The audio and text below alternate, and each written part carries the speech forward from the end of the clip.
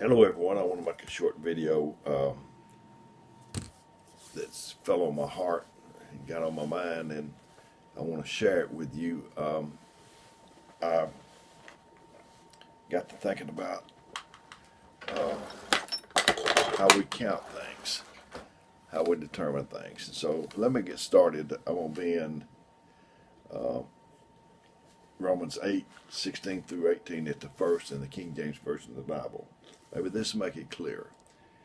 It said, "The Spirit itself beareth witness with our spirit that we are the children of God. And if children, then heirs, heirs of God, and joint heirs with Christ, if so be that we suffer with him, that we may also be glorified together. For I reckon that the sufferings of this present time are not worthy to be compared with the glory which shall be revealed in us. For I reckon." At first, it just seemed like that's a method of talk, like we do in us around here. We say, I reckon not, or whatever.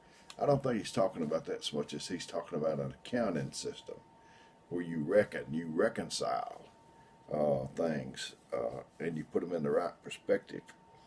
Um, God is using your losses to build you up. So, but we're counting them as losses when they should be on the positive side. How will you go forward? So, Paul uh, is a man that suffered while he was down here. He didn't get his stories like I do, a lot of them. I mean, I do tell personal stories, but uh, from a book or from someplace, or I heard he lived his stories, and they were personal stories. And it says, Acts 14:19 through 20 says, "And there came thither certain Jews from Antioch and Iconium, who persuaded the people, and having stoned Paul, drew him out of the city, supposing he had been dead. Howbeit, as the disciples stood round about him, he rose up and came into the city, and the next day he departed with Barnabas to Derbe." Uh, they stoned him, and he just jumped right back up. That's the way I feel entirely, is that if you get knocked down 7 times, get up at least 7 times. And so, as I said, for I reckon, that's a counting term. It depends on what you think about what's happening to you. That makes all the difference in the world. It's not so much as what's happening to you or what someone else thinks is happening to you. It's what your take is on what happens to you. Is it a liability or is it an asset? Where are you putting things? And that's the difference in people. Two people could go through the same thing, and one of them come out good, and the other one come out moaning and groaning. And it's because they put it on a different side of the ledger. Uh, One go through a trial and say, "Oh me, I'm never going to be the same," kind of deal. The other one said, "This is going to make me a better man. This is going to make me a better woman." They put it on the asset side. Is it a liability or is it an asset? Where are you putting it? The Bible said, "Count it all joy." That's the Bible's accounting system. You just put it all on the joy side. He said, James 1, 2, 2, and 3 said, "My brethren, count it all joy when you fall into diverse temptations." Oh, me. Well, we moan and groan, and we certainly don't count it all joy. I'm guilty too. Uh, Knowing this, that the trying of your faith worketh patience. Counting system. I know in school they taught me to count. It was difficult at first. Eight and multiplication and all that. 8 times 8 used to be difficult. It's easy now. So once you get to learning how to do the counting system, it gets easier. Um, if you can count to 10, you can count to 100, to 1,000. 1, 2, 3, 4, 5, 6, 8, 9, 10. Then you start over. 11. That's the one on the first level with another one to it. 11, 12, a 2 on the first system with a 1 in front of it. 11, 12, 13, and so on. Get to the next level, 21. Get to the next level, 31, and keep counting. And so if you can count to 10, you can count to 1,000. God's accounting system, God's math, it's different than man's math. I'm telling you. I'm here to tell you.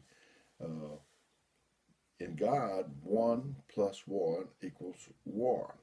Sometimes a man one, a woman one. It's not two when they join together. It's one. Same with the church. You got no matter how many people, but when they come together as one, that's when the Lord blesses. Deposits and withdrawals. Uh, Maybe you're doing your math wrong there, or I've been doing my math wrong there. You cannot withdraw until you make deposits. So I know Brother Dewey Barrier. I think he died in '86. It's a long time ago, but I remember him, and I remember this sermon. He took a. He said that he liked. He said, "Get you a piece of paper," and he said he liked one with lines on it, and take it and divide it in the middle and go down the middle of the page. On the first side, you write what's going for you and what's going against you. He said, start with what's going for you. Write down that list. And he said, if you're not ashamed, then start on your list about what's going against you. You'll never make it to that side of the list if you're thinking in the right way. We have something happen to us. We think, well, this is not the time for me to go through this pain and this trial. Not now. But we don't get to pick the times, nor do we get to pick the trial. We don't get to pick the battles we're in. We don't get to pick the weapons we're going to use, or the weapons that's used against us, or the rocks that's thrown to hurt me. I heard about it, people throwing bricks at you, use them to build a foundation to build something else. And I love reading about Paul, because I know that it's just not a motivational speaker or preacher trying to get me motivated, but this is a man that has been through more than I'll ever go through. Paul did an audit in his head. The way you reckon with something is how you deal with it. Have you ever had your business audited? It's one of these nail biters. But God is doing an audit on us, and we ought to be doing an audit on our life. How you reckon determines whether you lay there and play dead or you'll get up and be victorious. How you reckon will determine whether you forgive or whether you'll have a feeling to get somebody that's went on with their life. You have a feeling against somebody, and hopefully you don't and I don't, but if you do, you still holding on to the thing. You look out in life at church or wherever, and they're going on with their life, and there you are stuck in the mud.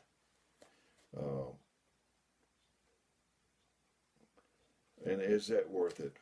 No, it's not worth it. Suffering equals liabilities, but you can count some on the asset side. Is your faith stronger than your fear? I came here to tell you this morning that you can do whatever somebody else can do. I used to see those old children of God, the ones that I looked up to, and this is the way they did. And I thought, I'll never be able to do that. But if you keep after it, if you keep desiring it and want to do that way, I may not never be as good as they were at it, but I can be as good as I can be. I came to tell you that God is a God of profit. He doesn't want an unprofitable servant. I was talking about the audit. If God be for you, who can be against you? That tells where things line up. Weeping may endure for a night, but joy comes in the morning. Keep on counting till you get it right and you see a profit. If you keep on counting, and I tell you, I'm not through counting. Count it all up. Because the enemy will try to kill you with your own weapon. I see people I see people that I know their counting system's wrong, because everything's everything's an old me and whatever. And then, friends, I'm not trying to tell you that I've always got it right or I still get it right. But I try to hold my head up. I try to put things in the right perspective. Um, you think of something or you see something, it'll be a negative thought come at the first. So try to turn it into a positive thought. Since March of 2018, I've found out I had cancer, had heart trouble before then. But that's the bad news. But the good news is I'm closer to my destination. I'm gonna try to end with this example. I heard a song years ago. It wasn't really a song. A man was talking in it. I think I mentioned it on another video, but he was talking to his buddy or something. He said, "I went on an airplane ride," and the guy said, "That's good." And he said, "No, it was bad because the airplane developed engine trouble." He said, that is bad." He said, "No, that's good. I had a parachute on there when we started going down." The guy said, "That's good." He said, No, that's bad because the parachute didn't open." And he said, "Well, that is bad." He said, No, there was a haystack down where I was going." And he said, "Well, that's good." He said, "Well, no, it's bad. There was a pitchfork down there." And he said, "Oh, well, that's bad." He said, "No, I missed the pitchfork." "That's good." And it just keeps going on and on and on and on.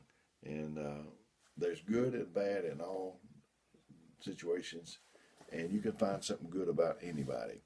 I've enjoyed getting this to you today. I've got it to you because I care about you. I'm going to give you my phone number, 256-508-4410. If you need me, leave me a little message. If I don't get it, I'll get back to you as soon as I can. And may God bless you. May God richly bless you until we do this again.